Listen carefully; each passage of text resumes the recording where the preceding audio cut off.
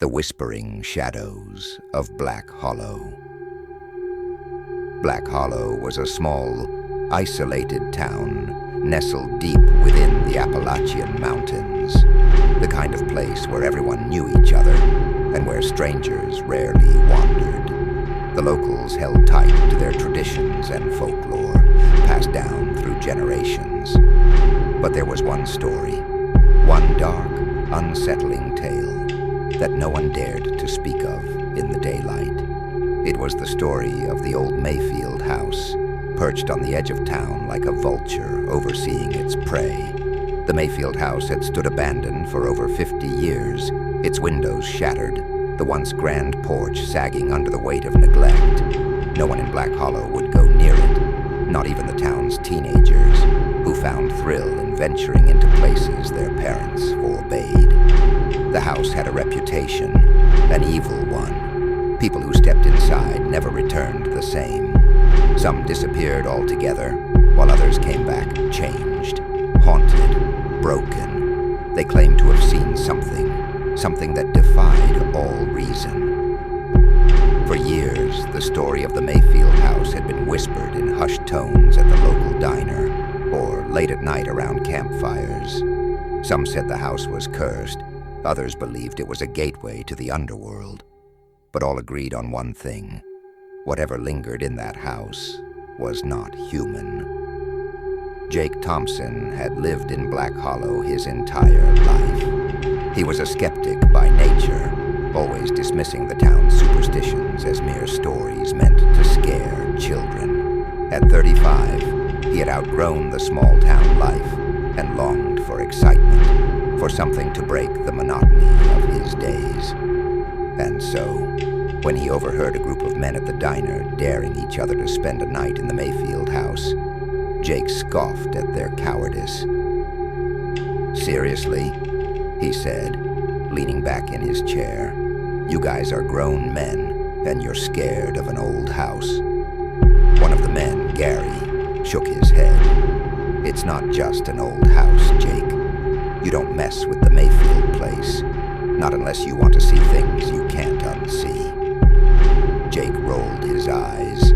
"It's just a house. I'll prove it to you. I'll stay there overnight, alone." The diner fell silent as everyone turned to stare at Jake. Gary's face grew pale. "Don't be stupid, Jake. No one who goes in there comes out right." But Jake had already made up his mind. He needed something to break the dullness of his life, and if spending a night in a supposedly haunted house could do that, then so be it. "I'll be fine," he said with a grin. "It's all just old wives' tales." The following night, armed with nothing but a flashlight, a blanket, and a bottle of whiskey for company, Jake made his way up the hill to the Mayfield house. The air grew colder as he approached, the wind howling through the trees like distant cries. The house loomed ahead, dark and foreboding against the moonlit sky. Its broken windows stared down at him like hollow eyes. Standing at the front steps, Jake hesitated for the first time. There was something off. The air felt heavy, thick with a presence he couldn't quite explain. He shook off the feeling and pushed the door open with a loud creak. The smell of mildew and decay hit him like a wall, but he ignored it, stepping inside. The floorboards groaned under his weight as he walked through the main hall. Dust covered everything, old furniture, forgotten trinkets, and photographs of the long-dead Mayfield family. He found a room near the back of the house and set up his camp for the night, lighting a few candles for warmth and settling into an old chair. Hours passed slowly. The wind outside continued to wail, but inside, the house was eerily silent. Too silent. Jake tried to distract himself by drinking, but every now and then he thought he heard something. Faint footsteps, the soft murmur of voices. He dismissed it as the house settling, old wood creaking in the wind. But then, something strange happened. As he sat there, the candles flickered, just for a second.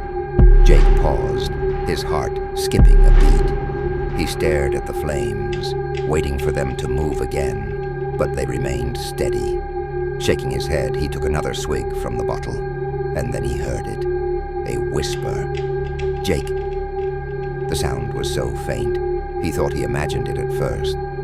But then it came again, clearer this time. His name, spoken in a raspy, hollow voice. "Jake." His heart pounded in his chest as he stood up, gripping the flashlight tightly. He scanned the room, shining the light into every corner, but there was nothing. No one. "Hello?" he called out, his voice echoing in the empty house. "Who's there?" No answer. Just the wind and the groaning of the house. Jake sat back down, telling himself he was imagining things. But the whispers continued, growing louder, more insistent. They seemed to come from the walls, from the very floor beneath his feet. He felt the air shift, cold fingers brushing against the back of his neck. Then the shadows moved. It was subtle at first, just a flicker out of the corner of his eye. But when he turned, the shadows stretched, elongated, creeping across the walls like ink spreading in water. Jake's breath hitched as he watched them, paralyzed by fear. They moved with purpose, slowly closing in on him. "Leave," a voice hissed from the darkness. Jake scrambled to his feet, dropping the flashlight. It rolled across the floor, casting wild beams of light as it spun. The shadows continued to grow, twisting into grotesque shapes, faces, limbs reaching out toward him. He grabbed the flashlight and bolted for the door, but as he ran through the hall, the house seemed to change around him. The hallway stretched, growing longer and darker with each step. Doors appeared where they hadn't been before, twisting and distorting his sense of direction. The whispers turned into wails, loud and anguished, echoing off the walls. "You cannot escape." Jake's heart raced as he sprinted down the endless hall. But no matter how far he ran, the front door remained out of reach. He could feel the shadows closing in on him, could hear the soft padding of footsteps behind him. Something was following him, something unseen, yet terrifyingly real. Finally, he burst through the front door and into the cold night air. He didn't stop running until he reached the bottom of the hill, gasping for breath. When he finally looked back, the Mayfield house stood still and silent, the shadows retreating behind its broken windows. Jake didn't return to Black Hollow for several days. When he finally did, he was a changed man, pale, gaunt, and haunted. He refused to speak of what happened in the house, but the townspeople could see the terror in his eyes. They didn't ask questions. They didn't need to. The Mayfield house had claimed another soul, and the whispers of Black Hollow would